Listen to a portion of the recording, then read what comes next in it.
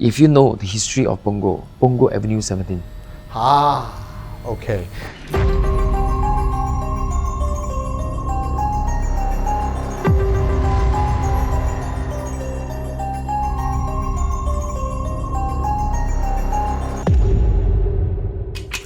Good evening, ladies and gentlemen, and welcome back to another season and episode of Haunting History. I'm your host, Eugene. And in this special Halloween edition, we aim to unveil the hidden stories and remember the long-forgotten histories of some of Singapore's renowned locations. And today, I have with me a very special guest. And for those of you who are fans of the paranormal, this man is a familiar sight who needs no introduction. His name is Maguire, and I'll let him introduce himself. Well, thank you, Eugene. Some people call me as Maguire. Some people, they know me as an actor for so many years. And of course, some people call me Master. I have the third eye and the Tian Yan. So I've done exorcism for not only Singapore, but also overseas to make people understand this type of thing happens and go around. In fact, maybe just by your side. They are everywhere, anywhere, day or night. We must choose to respect them and give them a bit of love, because some of these spirits, this third dimension, sometimes they are very lost, very sad. So give them a bit of space, respect them. You know, unless the hideous one, then we got to be with them. So generally, for people who can see ghosts, we just say, you're the third eye. Generally, you what people cannot see, you can see. But for Maguire with Tian Yan, that's a little bit rarer. Also, almost like you're born with. For Tian Yan, is someone who can see the heaven, the deities, as well as the underworld beings. Correct. So you're a very busy man, actually. I didn't know about this, that I can see them. Okay. And this happened to me when I was very, very young. So from there, I understand. But then, I still do not know how to go about use it to good use. Until later on in my life, then I know that, I can use this to help. Today, we are looking at one of Singapore's locations that if you don't have the third eye or the Tian Yan, chances are you will not see. Maguire and myself, we probably have a lot of memories of that place. It was a very, very dark place, and a place with very, very dark history. Which place am I talking about? Punggol Beach. Now, many of you might remember Punggol Beach as a place for seafood. There's a nice jetty, there's seafood restaurants there, there's still seafood restaurants there today. Punggol Beach is also the site of Suk Ching massacre, where more than 400 Chinese men were killed along that beach line. In 1937, Japanese and the Chinese were at war. This was even before the Japanese came to Singapore in 1942.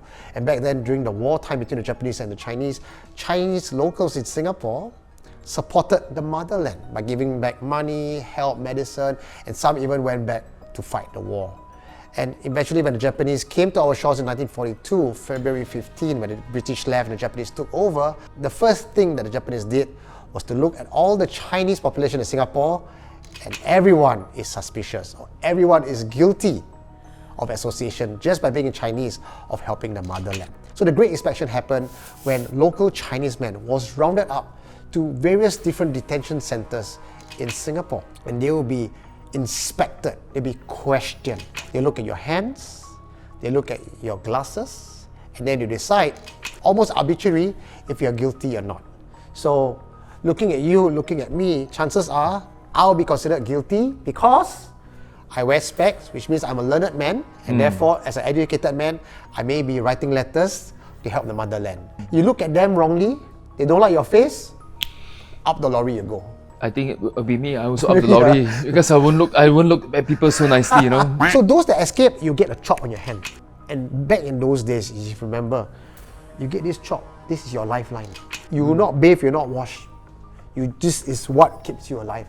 But for people like you and me, we probably get tied by our legs, sent to beach like Punggol, and sometimes even asked to dig in the sand, our own grave, where they will bayonet us, and we will die inside the grave ourselves. Or they said, we give you a chance to run to the beach, and you'll gun us all down, and let the sea take care of us.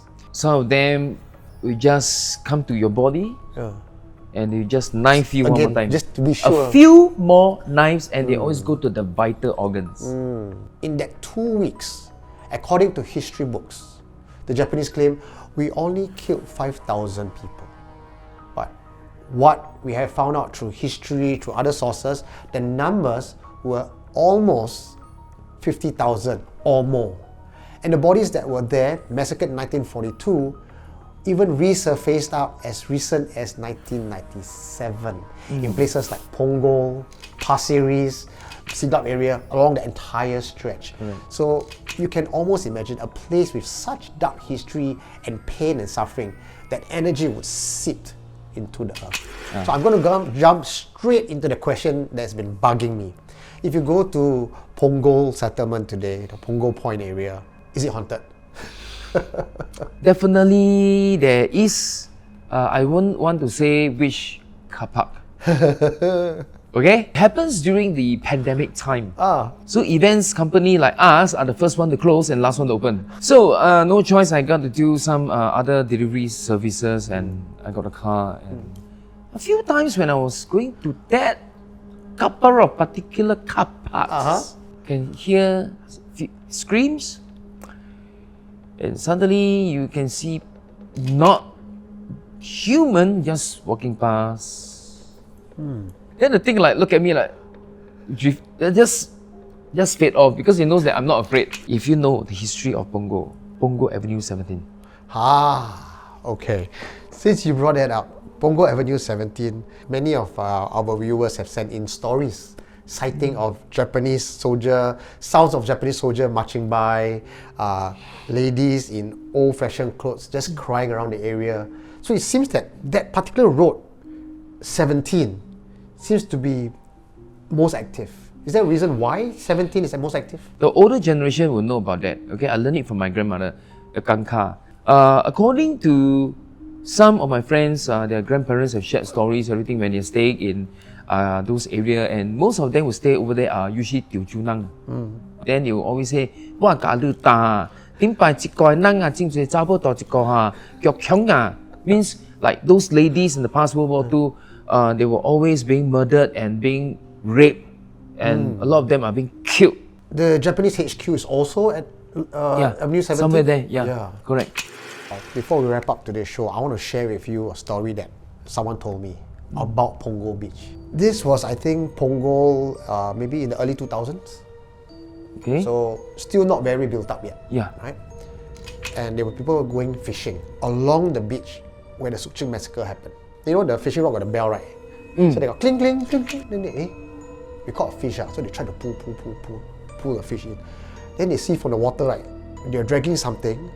It looks like quite black, like a whole bunch of seaweed. You know, black color floating towards them. But what was strange is this seaweed floated out of the water and they saw a head. Ran away, ran to the seafood restaurant area, the bus station area, just waited there, waited until morning. When morning time they went back, they saw all the items all toppled around, all the fish that they catch, all were half eaten. Some are just aimlessly moving around here and there just to don't know what their life is going to be. Some evolve into demonic ways. And then that's where they become like this. So that explains a lot of things. If there's one or two malicious spirit that's hanging around, if you do good, your heart is okay, what can they possibly do to you?